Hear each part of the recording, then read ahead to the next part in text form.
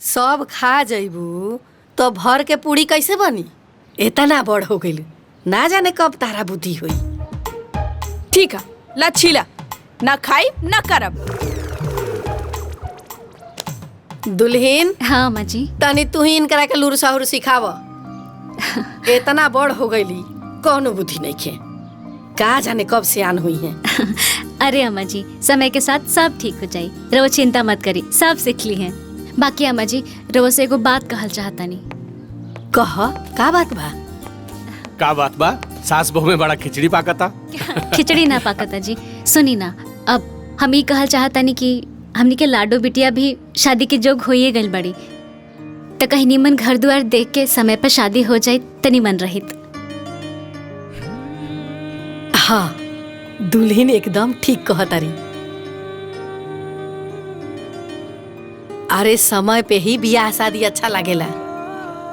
ए बेटा, अब एकरा खातिर बढ़िया घर बर खोजा, चर्चा कर, समझला? ठीक बा माई, हमहू देखतानी आ 4-5 लोग के बोल भी देतानी कि कोनो बढ़िया घर बार अच्छा लड़का मिले तो हमरा के बताओ लोग। हाँ। अच्छा, अब चला तनी। हाँ। ए सुमन, अपने हद में रह, ज्यादा मलकाना करे की कोशिश मत करा। लाडो! दादी चिल्लाई मत, इनका के समझा दा कि सिर्फ चौका बर्तन पे ही ध्यान दे, हमार माई बनने की कोशिश ना करे, ना तब बहुत बुरा हो जाए।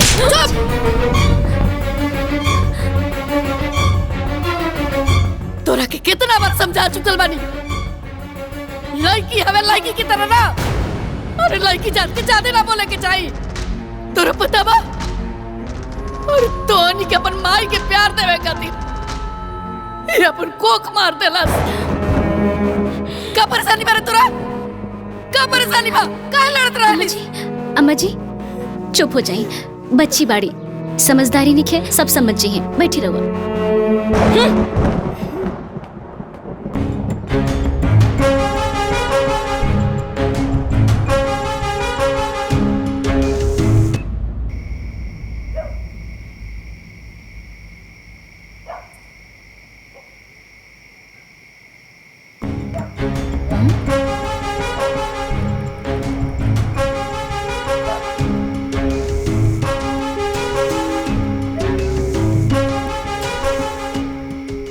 लाडो, जाए द लाडो, आखिर ऊ तोहर दादी बाड़ी, दादी के मार हमेशा दुलार होला। आखिर एमे तोहरा दादी के कौन गलती बा? जब घर में मैबा महतारी आ जाली ना, तो ऐसे ही होला। तू एक काम करा, हम खाना निकाला था नहीं, तू आके खा ला, और तू बिल्कुल टेंशन मत ला, अब तोहके ही कुछ सोचे के पड़ी। समझा तारू ना हम का कहता नहीं? चलो आजा।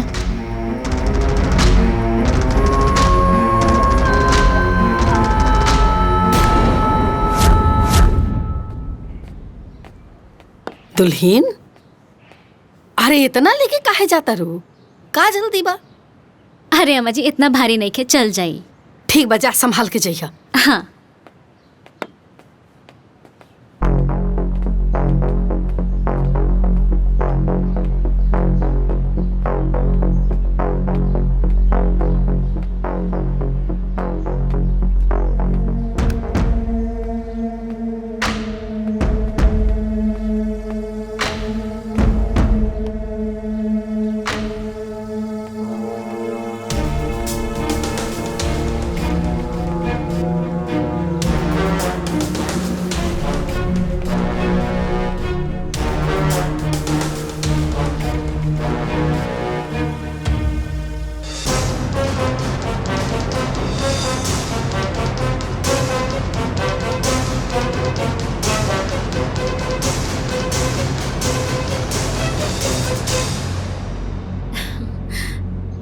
साचो अभैले बचपना ना गइल।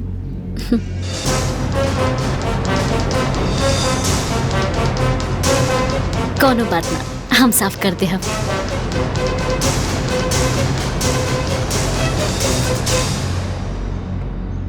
महारानी कपड़ा फैलाई के जब आई हैं, तब पता चली, हाथ पैर टूटे तो खूब मजा आई।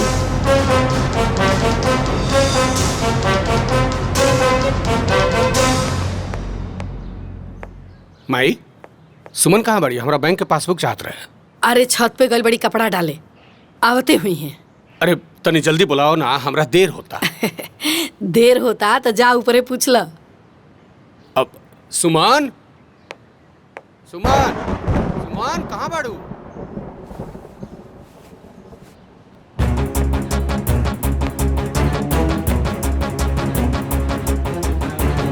सुमन सुमन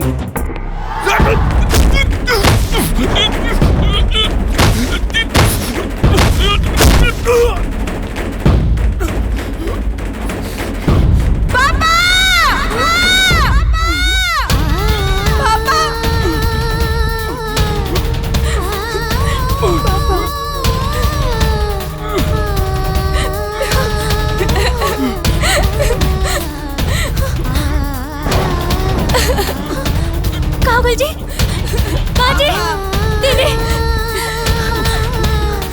बोले, कावल, कावल जी, ना, ना, ना, पापा, कुछ ना हुई रो, कुछ ना हुई, बोले, ना, कुछ ना हुई,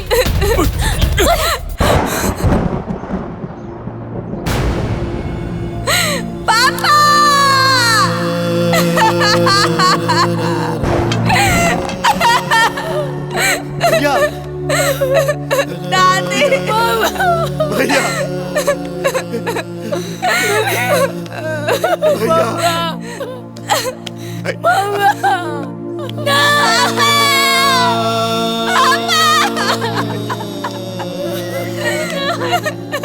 भैया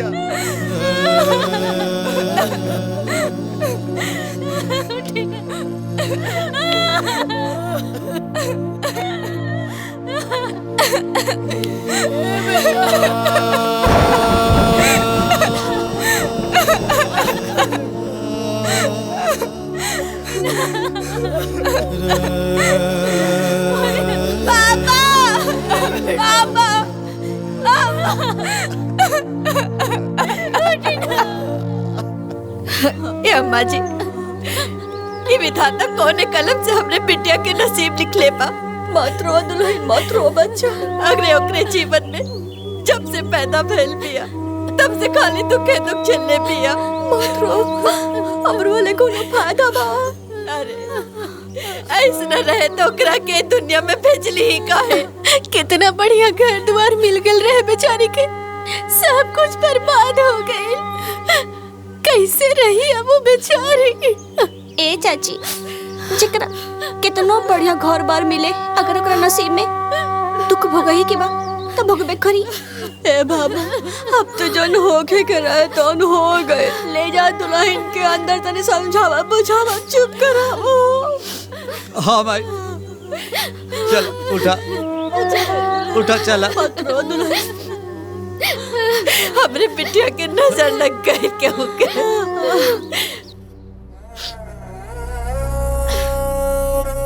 समझी जी, सब तबीयत बिता जाए, लेकिन सुमन के का होई सोच के हमर करेजा फाटता। अरे उम्र ही कितना वाइड कर, पहाड़ जैसा जीवन घुट घुट के कैसे बिताई है। समझी जी, रुआ समझा तक हम का कहल चाहता नहीं। समझी जी, हम सोचा था नहीं कि सुमन के दूसर ब्याह कर देल जाओ, यही में सब ठीक रही। हम ये सोचा था नहीं समझिन जी, बाकी ये घर का स्थिति अलैकन का मुंह देख के हिम्मत ला पड़ता ला। बेटी, हाँ घरे जाए के तैयारी कर।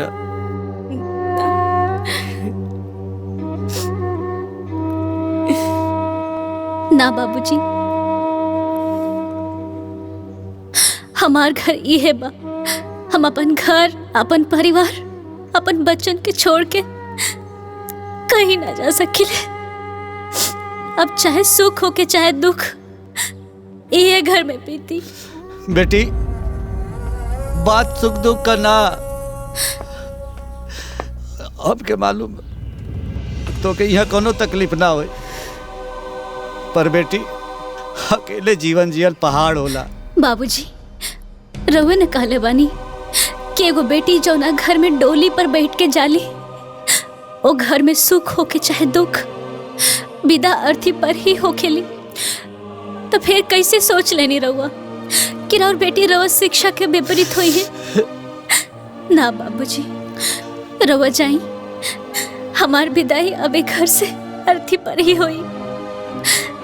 जाई रउआ।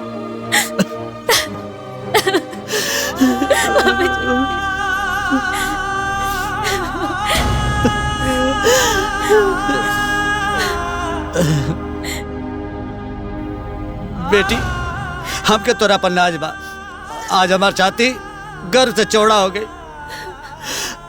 हमके तो सही है उम्मीद रहे, तू चिंता मत करिया, तो हर बाबूजी हमेशा तोरे साथे बाड़े।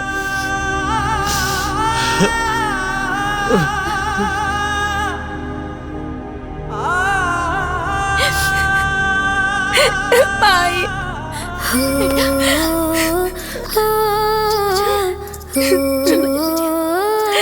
मत रो। होला जवन विधि करेले रचनवा।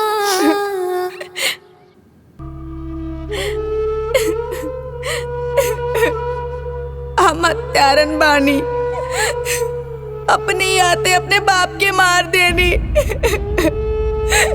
हे भगवान हमके हमरे पाप की सजा मिले के चाहिए, हमके जी के कोई अधिकार नहीं के। भगवान मौत दे दा। लाडो बिटिया माई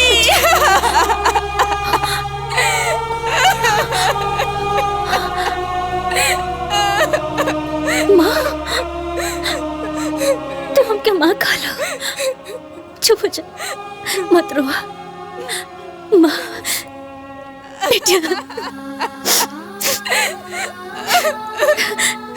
बिटिया चुप हो जा, अब और मत रो, न तो हमार कलेजा फट जाए। बिटिया माई हम हत्यारन बानी, हत्यारन हमरा के माऊर दे दा, हमरा के जिए के कोनो हक ना बा। ना बिटिया ये हो नहीं रहा, हो गई। तू अपना के मत कोसा, अपना के मत कोसा। ना माई ये होनी ना रहल, तोहरा के नहीं के पता, तोहरा के गिरावे के खातिर छत के सीढ़ी पे थे।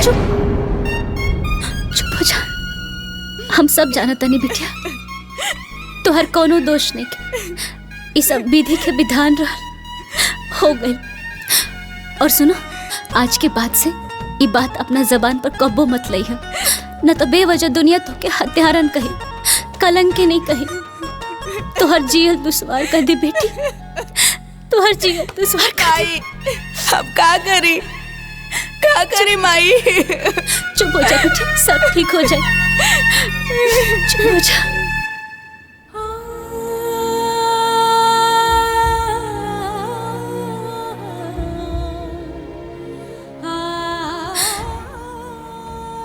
रवा हमरा के इतना शक्ति दी कि हम अपना कर्तव्य के पालन कर पाए। दीदी रवा हमरा के आशीर्वाद दी कि हम बच्चन के रवा जैसन प्यार दुलार दे सके। आशीर्वाद दी।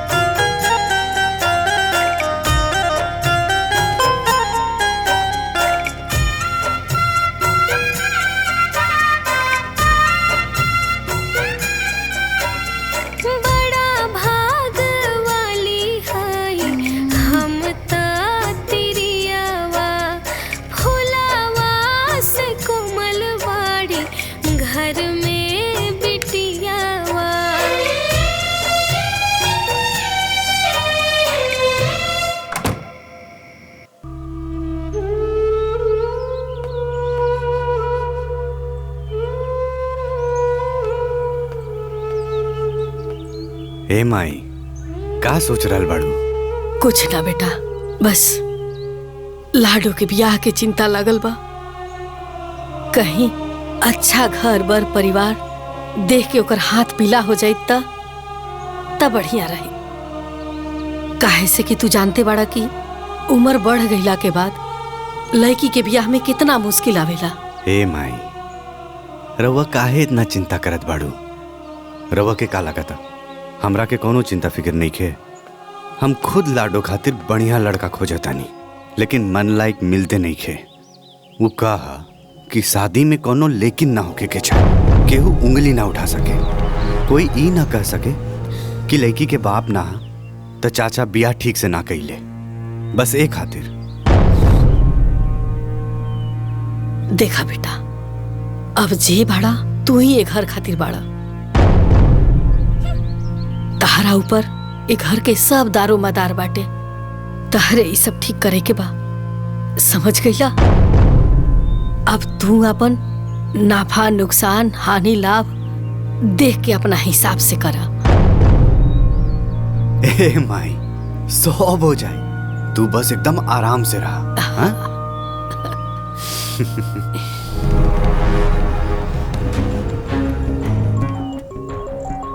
घर के कुल खर्चा कपारे लेके ढोता रही। अब लागत बाकी शादी ब्याह के भी पूरा भार उठावे के पड़ी। ये तरह से तो कुल जमा पूंजी घर परिवार में ही फुका जाई।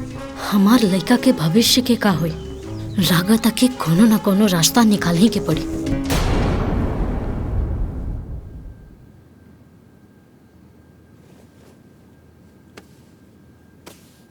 ए का बात बा? बेसी थक गई लुका? बहुत जल्दी बेड धर ले लू।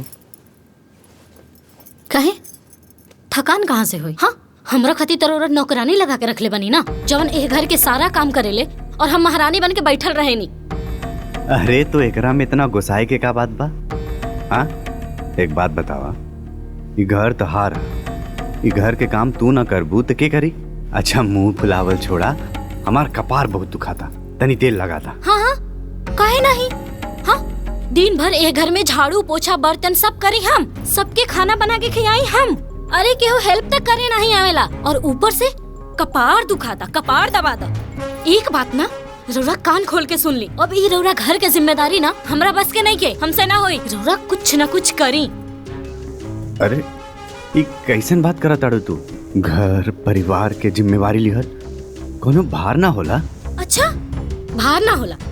भार ना होला तो जाके सब कोई के आटे उतारी और हमके हमरा बेटा के जहर दे के मार दी। अब ज्यादा होता।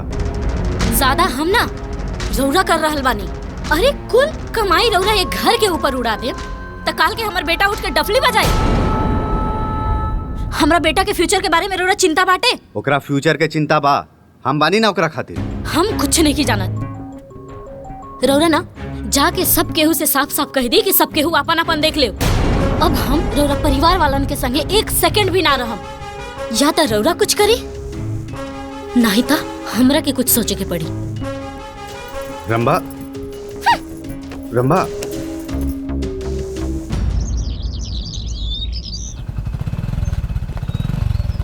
अरे दुल्हीन, आके दूध ले ला हो, दूध वाला आइल बड़न हो।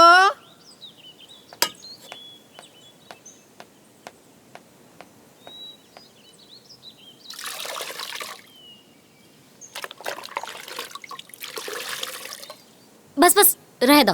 काहे मैडम, अभी तो 2 लीटर भइल, आपके तो 4 लीटर जाला ना। हाँ तो जकरा के बाकी के दूध चाहिए ना वो आके ले ली।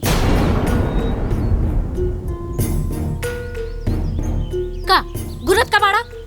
अरे मैडम वो कहता नहीं कि महीना हो गइल बा, पैसा कौड़ी मिल जात तो गाय के चारा वारा खिलावे के काम आ जात। ठीक बा, ले आवा तनी।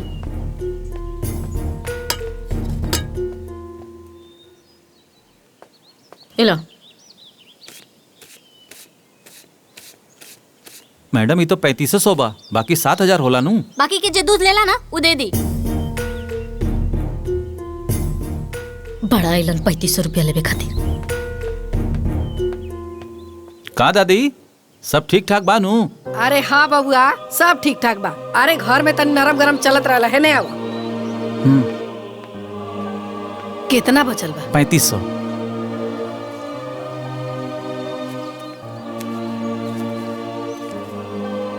हो गई ना? ठीक बा। ठीक बा दादी, प्रणाम। हाँ।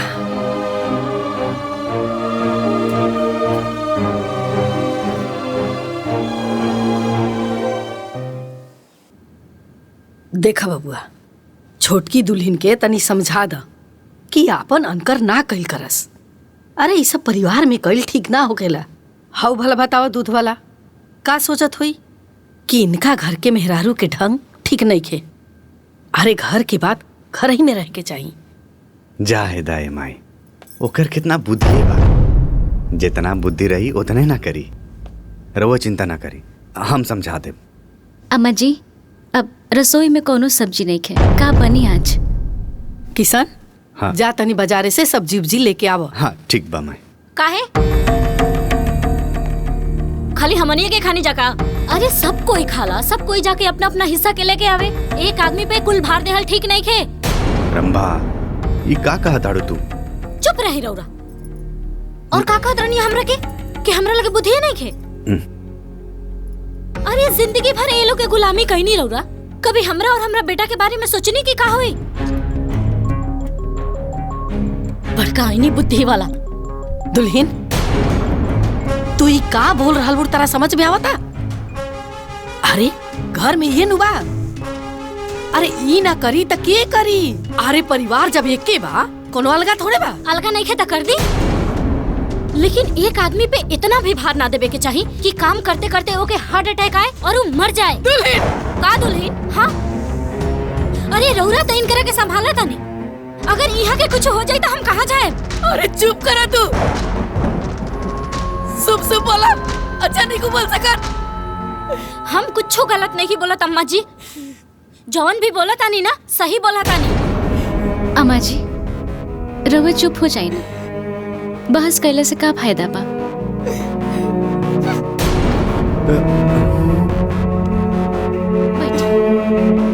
ए माई, हम समझा देब, रउआ चिंता ना करी।